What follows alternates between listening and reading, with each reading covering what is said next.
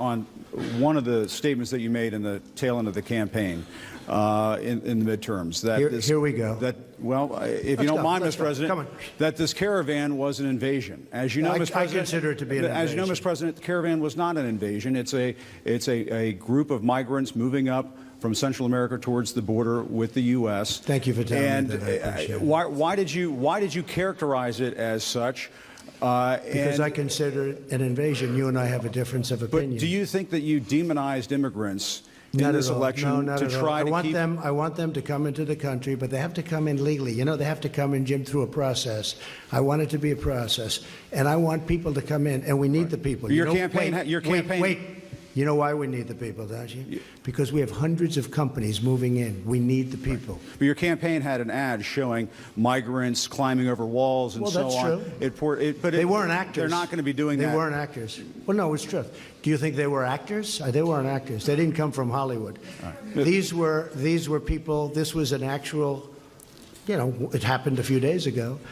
And they're hundreds of miles away, though. They're hundreds and hundreds of miles away. That's not an invasion. Honestly, I think you should let me run the country. You run CNN. All right. And if you did it well, your ratings would be much better. If I may ask one other question, Mr. President. If I may ask one other question, are you worried? That's enough. That's enough. Mr. President, that's I was going to ask one of the other folks. That's enough. Pardon me, ma'am.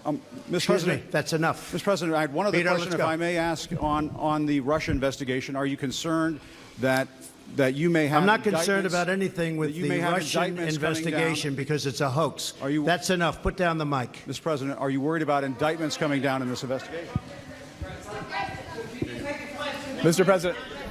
I'll tell you what, CNN should be ashamed of itself having you working for them. You are a rude, terrible person. You shouldn't be working for CNN. Go ahead.